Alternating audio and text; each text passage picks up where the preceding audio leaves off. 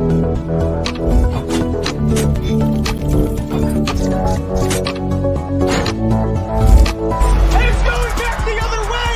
on a suit, drink water, don't drink and drive. Game over! Take it light.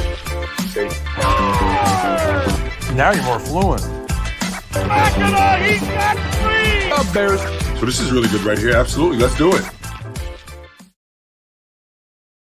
I got mesmerized. I'm mesmerized by that every time when we start the show with the new background and the new. It feels like I'm actually on a sports talk radio, sports talk network. That like it's cool. It's like it makes me feel good about the show. Sorry to cut in there and just start everything off like that. Could have easily said that after my intro, but why not? Why not? Not at all. Not at why all. Why not? Hey, welcome back to Down on the Farm with the Boys, your one-stop shop for all things Rangers, organization-wide. We go into all things Rangers minor league on this show. We have a packed content for you guys today.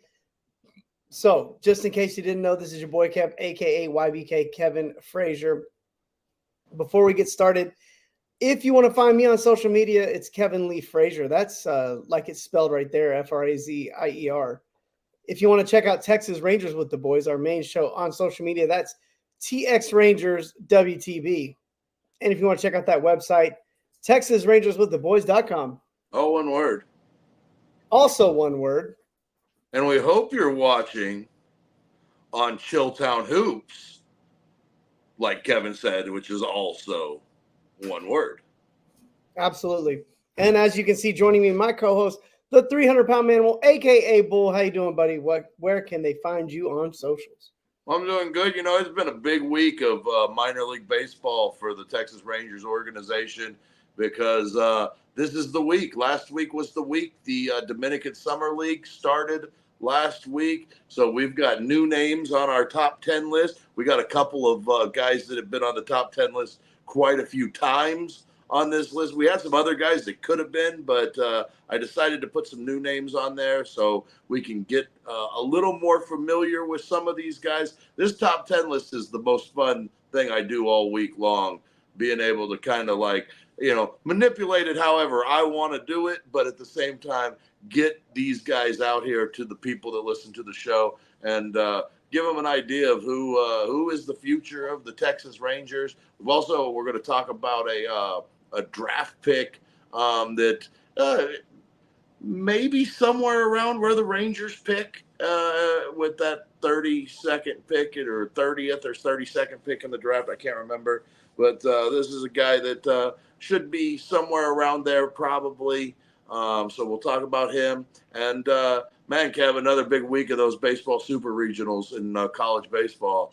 Bunch of fun. There's a bunch of kids out there that are playing right now that are going to be first-round picks in the upcoming draft. And really, really scary situation for top 5 draft prospect. Is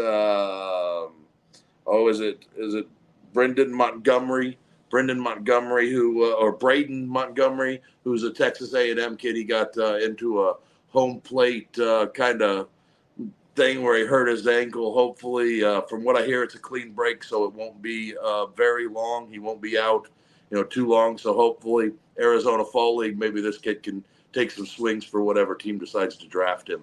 But that was a scary situation there at College Station yesterday. But a bunch of good baseball. That Florida-Clemson game, it may still be going on. I haven't checked in a while, but it was 9-9 in the 13th the last time I checked. So good baseball, fun baseball. Oh, no, we all look, like people are going to watch for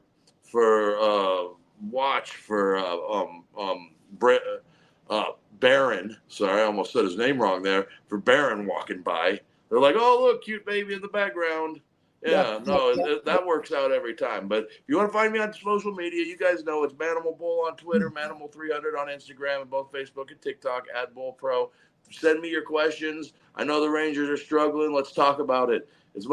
Baseball's still a talking sport, even when the team isn't as good as they were. And again, we saw some things yesterday. Hopefully, Bruce Bochy lit a fire under their butts yesterday with his with his team meeting. So who knows? We'll see. But today on the Down on the Farm show, we're going to be talking about these prospects.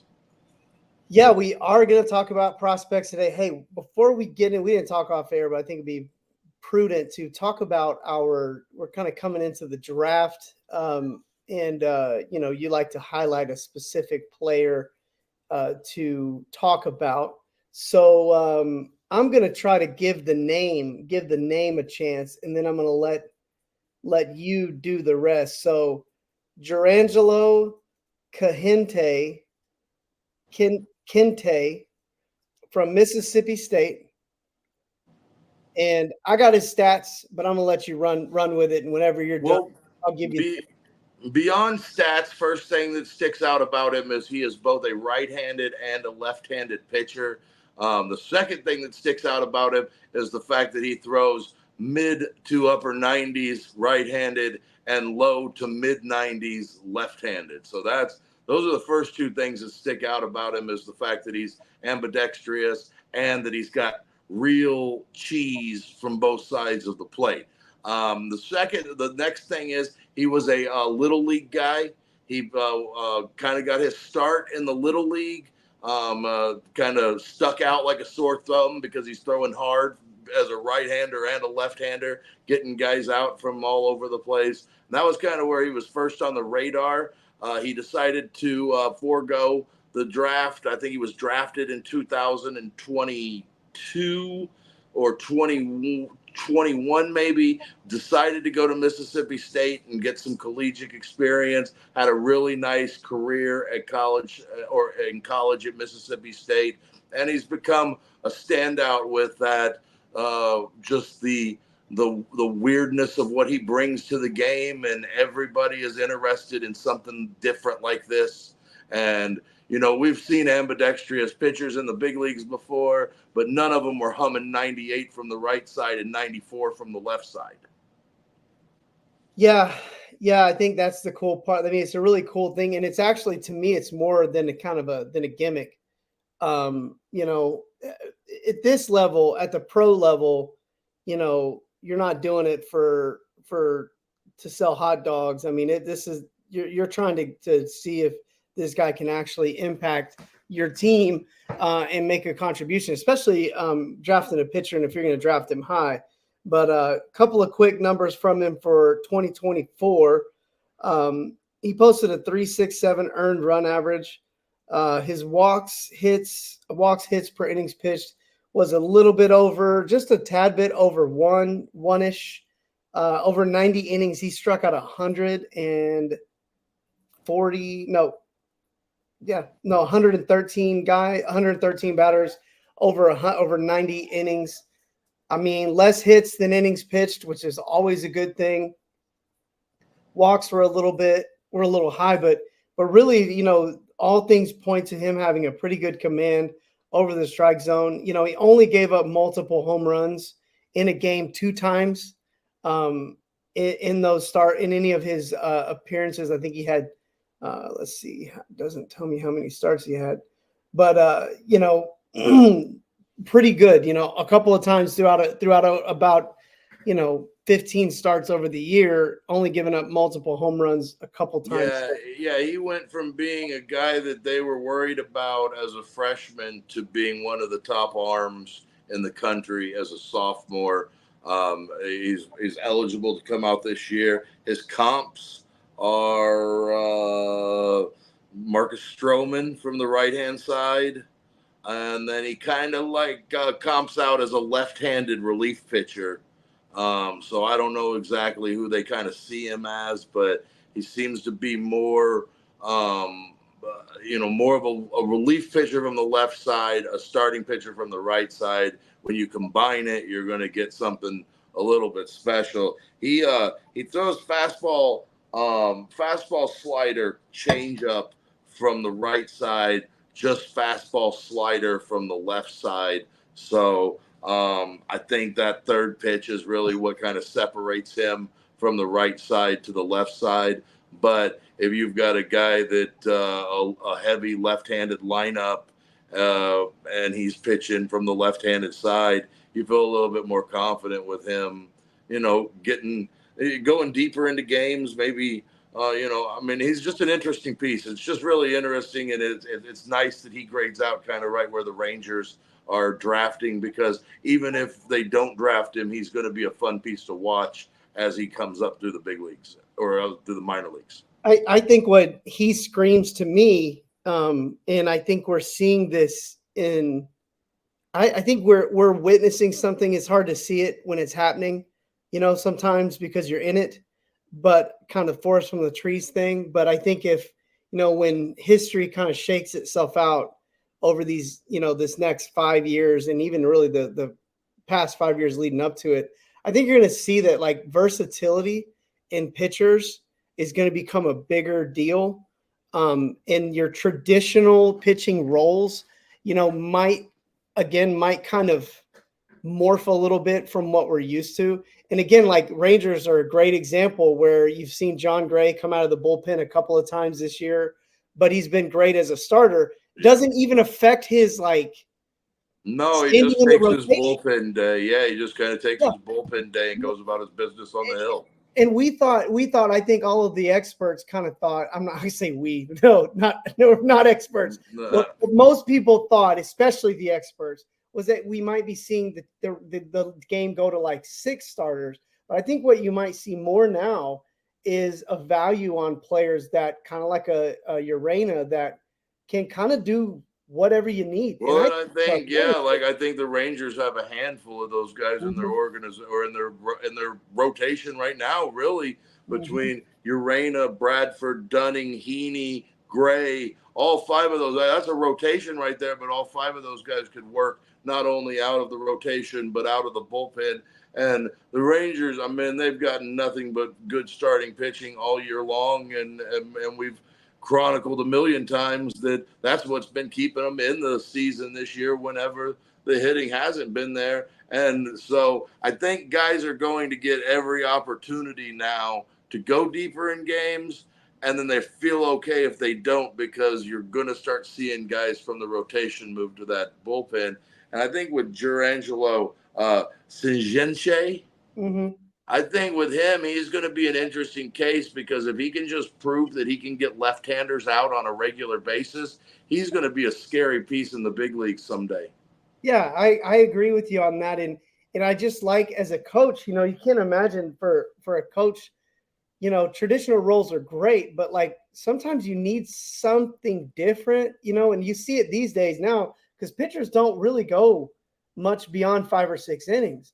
So unless they're really cruising. Right. And if that pitch, that's if they're having a good start. But if they're having a tough start, or the count gets up quickly over like 3 innings, you're in your bullpen quick. Or like we saw yesterday with Spencer Howard for the Giants, Bob Melvin just wasn't willing to let him go through that lineup a 3rd time. Right. I think having players that can do multiple roles coming out of, pitching. I think pitchers that can do multiple things, I think are going to start to increase more in value over the next few years, because of the evolution of the way that pitching has gone, the way they're managed, and also the amount of injuries that you see. Like in the Rangers case, they got 8 starting pitchers. Well, great. Now, if you've got versatility, that as guys come off the injured list and go back and forth, guys can flex their roles and do different things. And you're getting, and these pitchers are going to get 150 innings no matter, like, anyway. There's gonna be casualties of the war on this thing that in the upcoming weeks that we're not gonna like, because those guys have been good this year, but there's just not the spot for them anymore. Well, and if you're not versatile to move from one role to the next, you might find yourself, on the and heading out the door, traded or sent down. So, well, this top 10 list is it's a beauty thing. It's a thing of beauty. I think because we got so much content, let's kind of get through this list, and then if this is kind of honestly. Of course, there's some names on there that we've had before because they were just so outstanding that you can't not talk about them. but this is the first list where I feel like we're going to talk about guys that like have been in the organization a while that we haven't talked about on a regular basis. Well, I am right now especially at the top. Well, let's jump right into number 10, and Daniel Flamus. I can't imagine the pronounce it right. Flamus. Man, he had a week down there in the Dominican Summer League Blue Team. Man, goodness. Yeah. This is a 2022 international signing. One of the first guys that we got to talk about as we started the show whenever back there in January of 2023 when the show was kind of brand new. I know we spent a little bit of time talking about Daniel Flamas. He's a Venezuelan kid that is getting an opportunity to be the everyday shortstop at on the red team down there for the Dominican Summer League, and he's taken advantage of it, and he's been on base every time, and not just on base, but he's been all over the bases. He's had several hits, some stolen bases, some walks. He's getting on base at a regular clip, and it gives us an opportunity to really talk about these Dominican summer teams. Yeah, so Flamis, quick stat line in 4 games. What I've got so far from him, he's slashing .462 with a .667 on base, and then a .462 slug, and he's his OPS is 1128. So I think the most mind-boggling number on here, all of those stats and everything are really, really good, but a .667 on base, that's because in those 4 games, he's walked 8 times. Yeah. Real good command of the strike zone. Advanced. He's a very advanced player compared to, he's only like 18, so it's not like he's an old guy. It's just, he's 17 and he is, he's very advanced for a 17-year-old comparatively. A lot of the Dominican Summer League, the Rangers have 3 shortstops right now that I feel like are probably more advanced than 90% of the kids at the Dominican Summer League.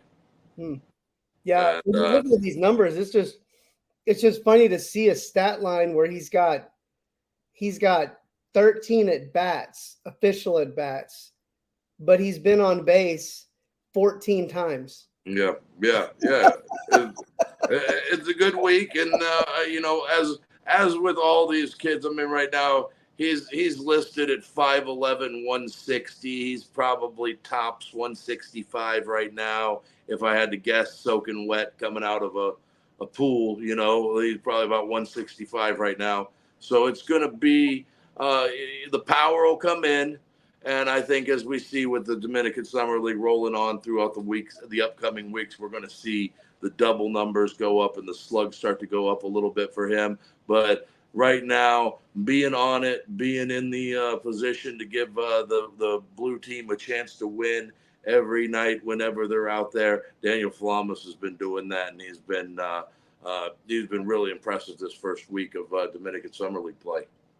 Yeah, can't jump out of here without mentioning also looks like Michael Guzman in his first 4 games off to a nice little start out there with. Yeah, he was the other candidate to be on this list. I decided to go with Daniel Flamus because it was kind of a little bit more familiar name to the show.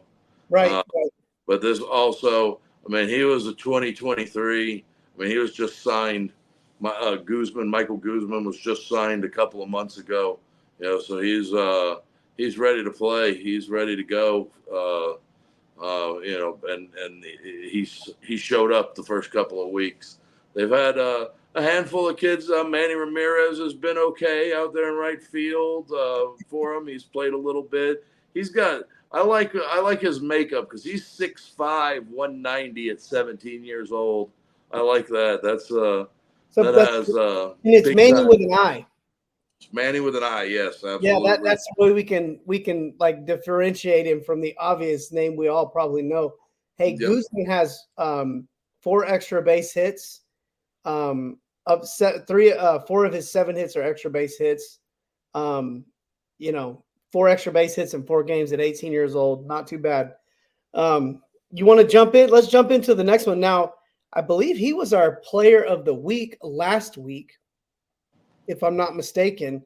But at Hickory, Ryan Lobus pops in here again. Yeah, he probably could have been number 1 this week too if we wanted to put him up there. His start this week was just as good. But like at this point, I mean, how impressive does Ryan Lobus have to be number 1 again? Because we kind of expect it from him at this point. But no, he was good. He went 7 innings again in his last outing. I think he gave up 3 hits, maybe. I think it was pretty. It was let's see, 7 innings, 3 hits, no earned, just 1 walk, but only 4 strikeouts. So his strikeout numbers were way down. But he also worked deeper into a game than he's probably worked this season for sure. No, that's not true. He worked 8 the last time. This guy, I mean, I love him. He's becoming a guy that's really kind of shooting up the charts a little bit. And it's all based on the slider. The slider is so good. I would be shocked if Ryan Lobus wasn't in our top 30 when we update that here after the draft. Wouldn't be shocked at all.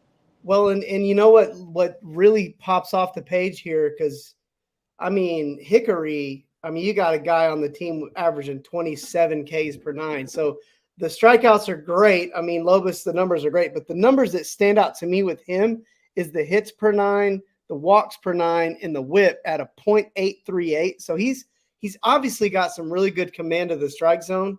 I think that's what the league as a whole, baseball as a whole, you want to get ahead in the game, like right now, like this in this kind of current era, like have some control with your pitches, man. Being able to work the corners and control the strike zone. It's just not something you see a lot, right now, it just in the league as a whole, especially probably with the emphasis on velocity.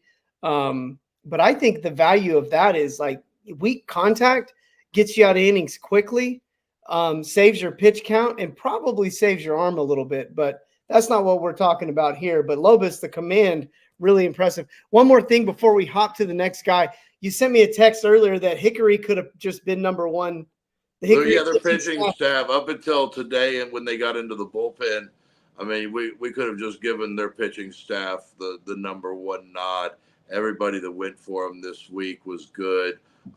Even Aiden Curry had a really nice outing today.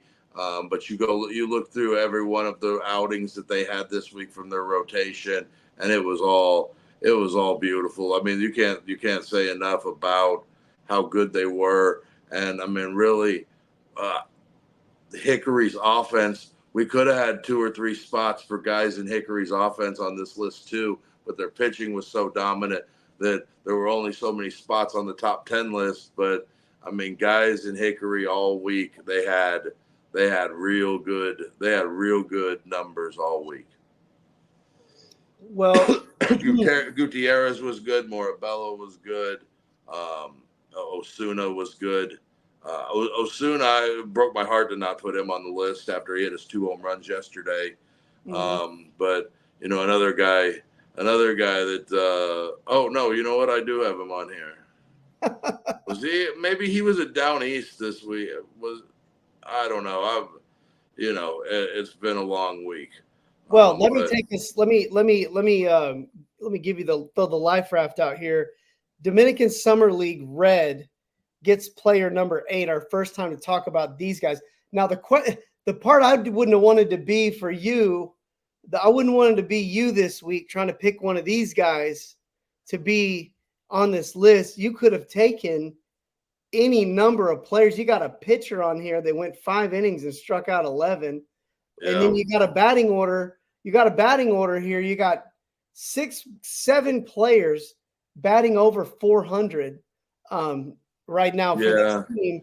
And this guy that's on the list is hitting over 500. Yeah. One of those guys is going to come a little later, but the first one we're going to come in come in contact with here is Yolfran Castillo, a guy we've talked about. I feel like we've talked about him. He was a already. big part of this year's international class.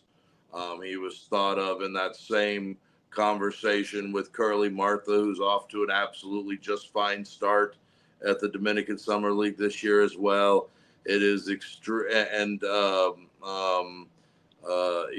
it's been extremely exciting these last couple of years with the Rangers getting real true prospects with their international signing money. Right now they're probably on a mission to collect as much of it as they can for this January. And this January is going to be really interesting with Rocky Sasaki on the hill or whatever on the board this year, trying to get over here to play Major League Baseball. And all it's going to, it's just international signing money. And then he's got to do it the way every Major League Baseball player coming up has to do it. He can't just go right into a big league contract because he's only 23 years old or 22 years old. So, but back to Wolfran Castillo, who he just had a huge week, not a huge amount of slug or anything like that, but his on base plus slug was well over 1,000. He had hits in each one of his first, 6 big league game or 5 professional games this week. Not a lot of extra base just yet, but again, we're talking about a kid that right now they've got him at 165 pounds at 6'3". So the power is going to come in. We're going to see it, and we're going to watch him grow. And this is just a 17-year-old. And between him and Curly Martha and a couple of the other guys in that Dominican Summer League, I think that's the red team, right? Mm-hmm.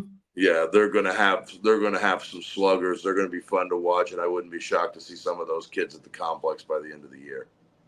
Yeah, before we pop out of here, real quick too, Jesus Delgado, 20 years old, looks like he's a lefty, which Rangers will take anything they can get left-handed pitching wise in this organization. He went 5 innings, got 11 Ks, 19.8 Ks per 9. But he only walked one person, only gave up 2 hits. Really nice little start, off to a pretty good start for them. Also, man, some of these names, Alejandro Chiquilo. That was one of this year's. And then one other quick name, Yohander. I feel like we talked about him. Yohander Rubio had a really nice 4 innings as well.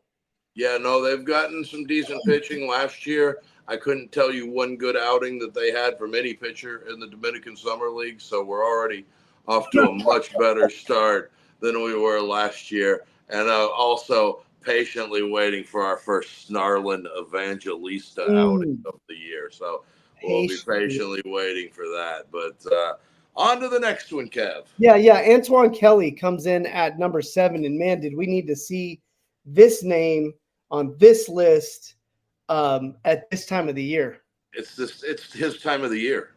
It is, right? It is, right? It's the calendar has turned over to June. Antoine Kelly's velocity is back to normal. He had one of the most albatross weird maze I've ever seen from a pitcher, that somehow he wasn't really hurt, but the velocity dipped and all kinds of problems. So good to see him back getting outs for the club at Round Rock this week. And that's why he's on the list. We got to talk about somebody at Round Rock. The positive trajectory of Antoine Kelly is about as exciting as it gets down there. I doubt we wanted to talk about the 6 runs Jack Leiter gave up in the first inning in his outing this week. And, not a whole lot of great pitching, but Round Rock seems to play steady baseball. They just, they need what they need, and they're not always getting it from the rotation.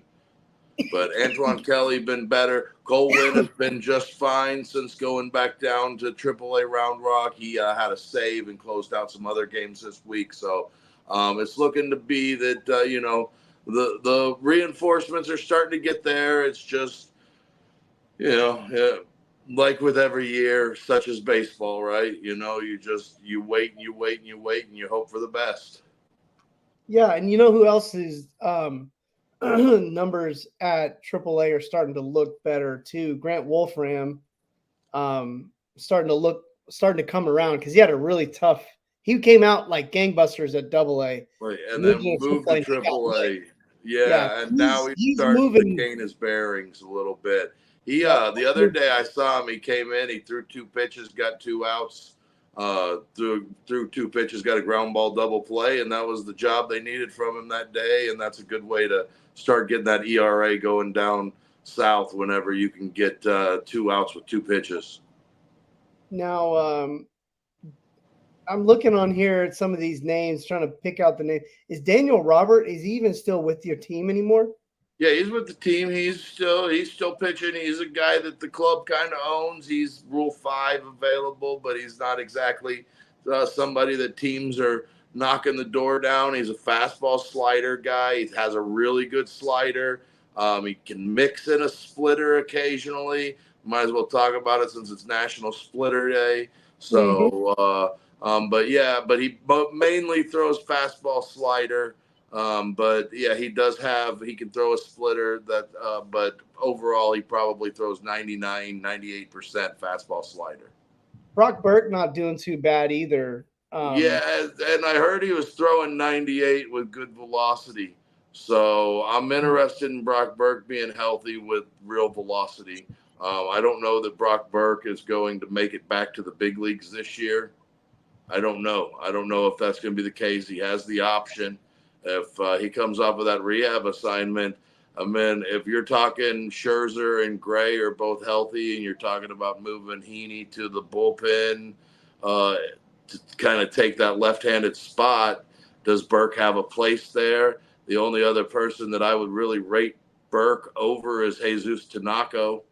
And then you're kind of looking at the rotation. If you get one more piece back, then Dunning or John Gray or someone like that will start thinking about moving to the bullpen. Or if you get, like, say, Cody Bradford back, he'd probably move right back into the bullpen. You've also got your Reyna that you got to think about. So there's a lot of traffic in the Rangers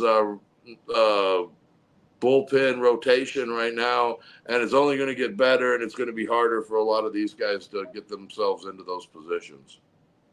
And yeah, that includes Brock Burke. Yeah, just kind of strolling through some of these names. I'll say this: it's a bit of a shame because a lot of these players had an opportunity this first half to earn themselves permanent spot and on a big league roster this year. And honestly, it's kind of been one of those. It's just like you're looking at it. It's like a hot potato. No, don't give it to me. And even the guys that we're talking about that are still up with the club, Grant Anderson, Jesus Tanaka. I mean, those guys, those are the first two.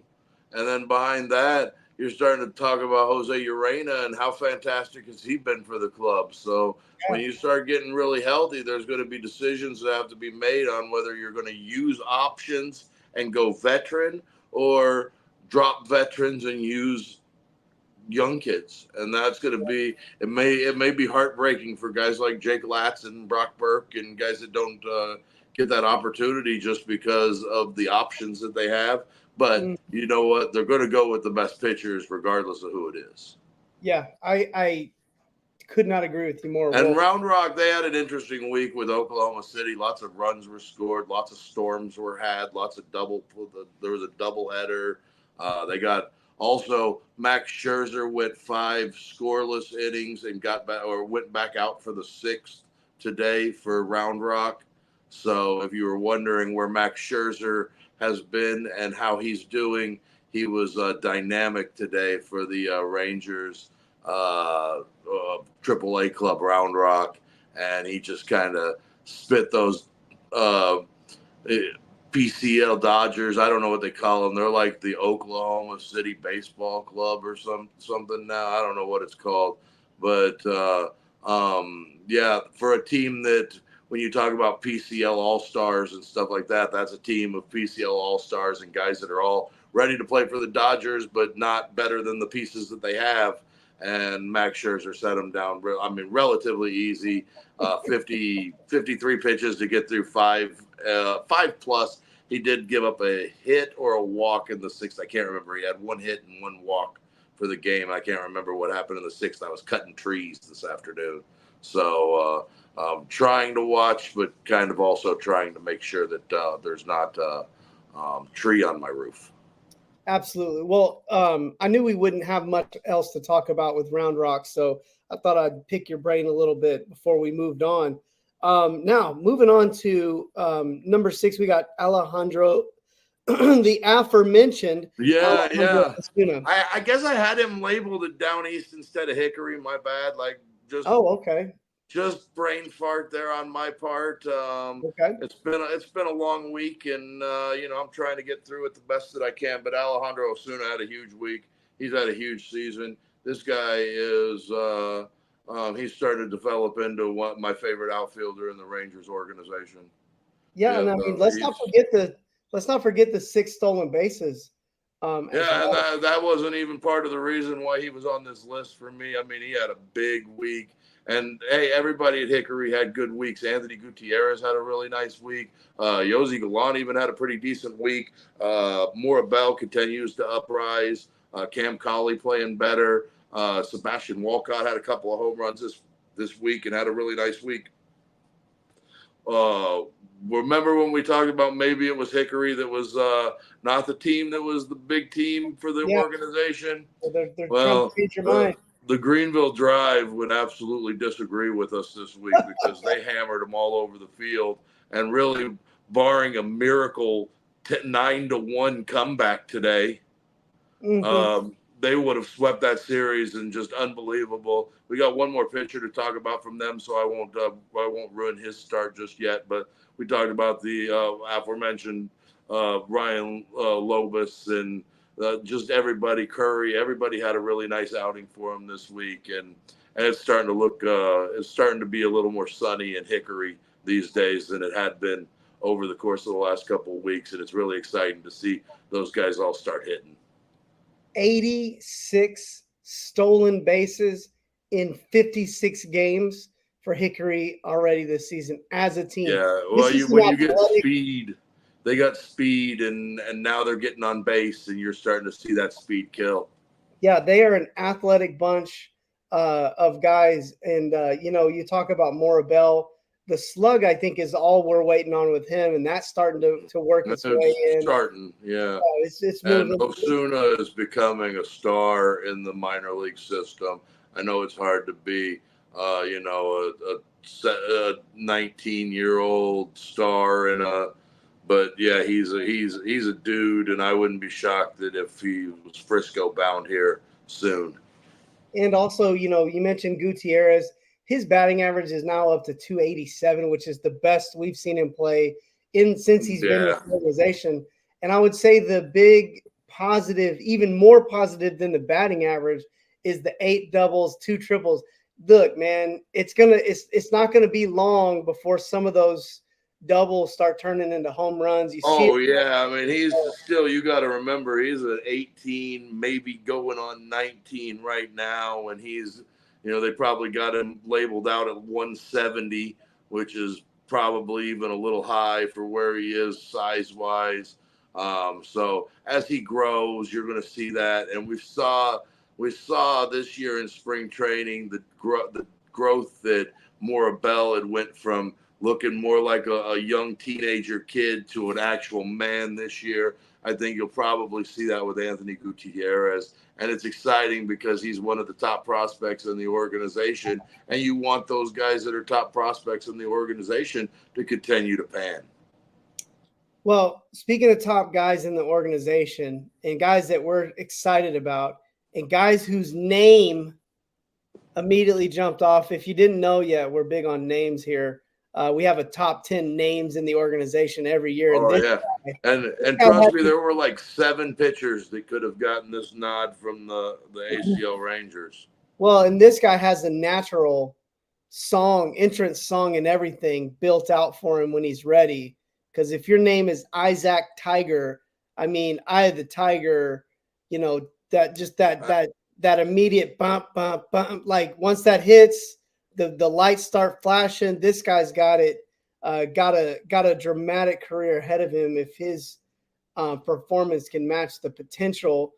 23 years old, flamethrower, and he makes number 5 on the list down there at the Arizona complex. He's now made 2 starts at the complex, starting to get back in the grind of things and in the mix of things, and it's been electric stuff.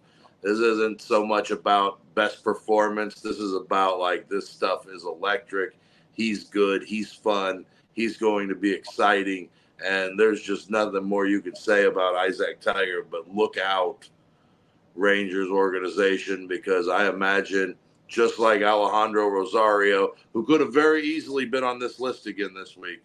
Another really fantastic outing from Alejandro Rosario. But like I said, I mean, if Ryan Lobus is going to put together 7-3-0 and get number 9, you got to do something to get on this list for a second time these days.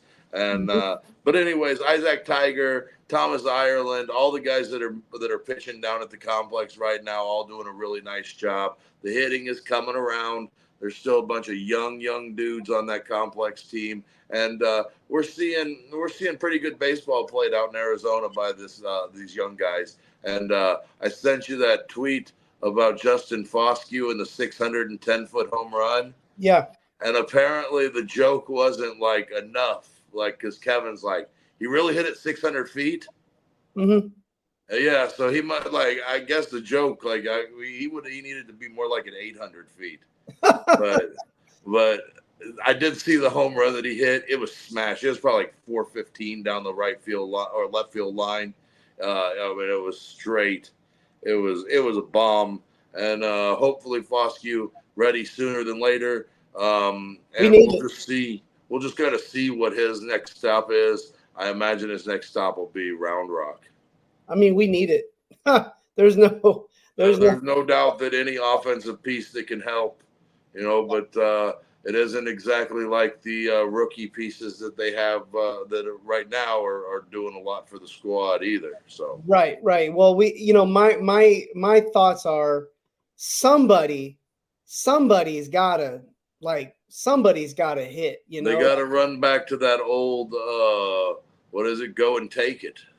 Yeah. They need that because man, because like somebody has to step up and do something for this offense, but that's not what this show's about today. No, well, again, we don't have a ton of offense, but we do have a couple of offensive players left on this thing. Yep. Well, let's get to number 4. Back on the list, probably the best player in the Rangers organization this year, probably the Abimelec Ortiz of 2024 thus far. And do we love to see it? Winston Santos back on the list again. What did Winston Santos do this time? Yeah, after what we would probably consider his worst outing of the year, throwing 80 pitches through 4 or whatever last week. Yesterday he was perfect through 4, something like that. Then gave up a couple of singles and worked right around them. And then in the 6th, did end up giving up a solo home run that barely cleared the fence that tied the game at 1. And then after in the 7th inning, Hickory put like 11 runs on the board or something like that and won 12-1 or whatever. But good pitchers duel yesterday at Hickory. And, man, Winston Santos just 6-3-1. What more can you ask from that? I mean, put the team in a position to win and gave them every opportunity. And then the bats came around a little later in the game, but wins are wins. And, man, Winston Santos, the Hickory Crawdads, they've been fun to watch this last week. And actually the last couple of weeks you saw it coming around, and we talked about it with Osuna. And, I mean, the offense is getting there. Cam Collier's starting to – or Cam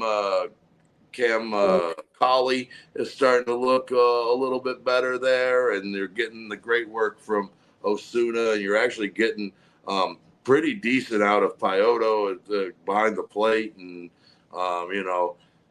I know down east is where the catchers are, and we could have talked about. Well, actually, we're going to talk about a down east catcher, but not the ones we normally talk about here in a minute. And he hasn't been catching at down east right now because that's what they need first base from him, and that's what he's been doing. So, man, this farm system's interesting. It's a whole bunch of fun this year, and Winston Santos, man, he has been the best player in this farm this year, and he's been the most consistent. And I'm just looking to see what the future lies for this kid, because, we've been saying it for almost 2 years now that when it comes to arms, he may have the best one in the organization. And that may not be the case, and it may not end up being the case. But as of right now, he's proven us right with that 96, 97 mile an hour fastball and the slider sweeper combo that goes along with it.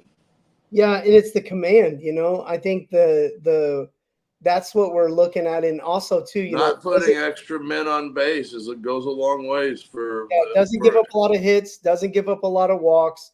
Walks is probably the only chink in his arm, and it's not even that bad. Yeah, and as he gets older, and he trusts his stuff more to challenge people, and he trusts his off-speed stuff more to throw in later count situations, or when he's behind in the count, he's going to be even better.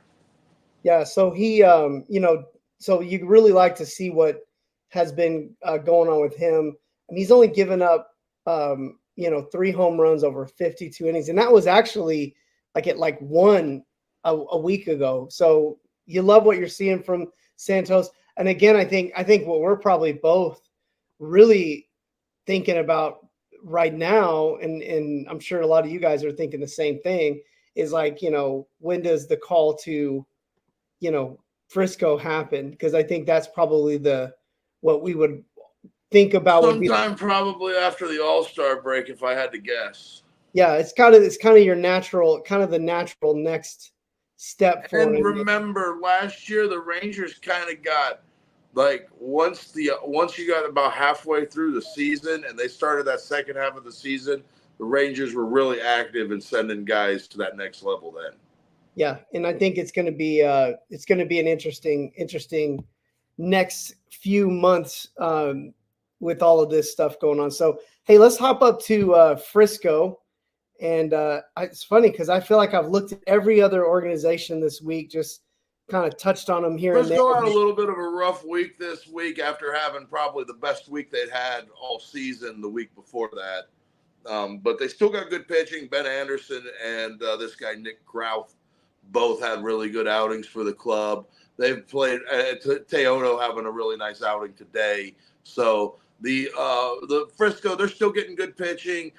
Dane Acker kind of got a little bit of a raw deal on some errors yesterday that kept him from having a really nice outing. So they're still getting good pitching, still playing good baseball. But this week the hitting just kind of wasn't there, not enough to really get anybody on this list. But Strom's still doing pretty well. Also seeing Giselle Cepeda start to hit a little bit, which is nice because, he's got the makeup now. You just want to see it put all together. But Nick Krauth, his outing, I think he went 6, gave up 5 hits, no runs, worked with a tired bullpen. He gave them some length that they really needed the other night. Yeah. And then, we haven't talked a lot of another player on this that we keep kind of popping up on here when we talk about Frisco, as far as Dane Acker. I don't know much about how because like I said, I haven't looked a whole lot. He took an L this week, but he was 5 innings for 5 hits, 4 runs, 1 earned. Okay. So he didn't give up, but and in the error was on him. One of the errors was on him that scored a run. So I know that's not an unearned run or that's an unearned run or whatever, but he kind of did it to himself on one of them. And then overall, Dane Acker was really good on Friday night, and might have been Saturday night. I can't remember, but decent outing from Acker. You got another good one from Teodo. You got one. Ryan Garcia wasn't real great this week, but Ben Anderson and Nick Krauth both had really good outings to go along with it. And they're getting good pitching down there in Frisco, and it's not always the guys that you would think it would be. Well, and Caber Rodriguez still kind of the best guy on the playing. The best player. Not a ton of hitting going on in Frisco right now. They're getting on base. They're scoring a couple of runs, and they're doing enough to win. But it's really that pitching that's kind of carrying the thing. And when they score, they're kind of like the Rangers, where when they score in bunches. They'll get you like 8 one night, and then they'll get you 2-3 nights in a row or whatever. So they kind of got a little bit of that tendency in them too. And they're working around some things, but they're playing really good baseball, and they're right there at the top of the Texas League. Love it. Well, let's pop into number 2. We're back at the Dominican Summer League and red team. Now, remember, we told you a little earlier that half this team, more than half, is batting over 400. They're all over 1,000 OPS. And I wouldn't have wanted to be you to have to choose one of these, any of these guys. It could have probably all made the list. But at number 2, you have Duard Tovar at the Dominican, 18 years old at the Dominican Summer League Red. Yeah, I mean, another one of those guys that we kind of talked about a little bit last year when he was signed, but we didn't know a ton about him after his year, even last year with the Blue. You guys see BB in the cameo? Oh, BB! He wanted to check out the show tonight. All right, buddy, go on. But he was another one of those guys that this year, after 2023, after the season or in the off season of 2022, 2023, he was one of those guys that we saw, an outfielder, somebody that had some speed, had some quickness, had some tools, but he was still just kind of a $10,000 signing bonus guy.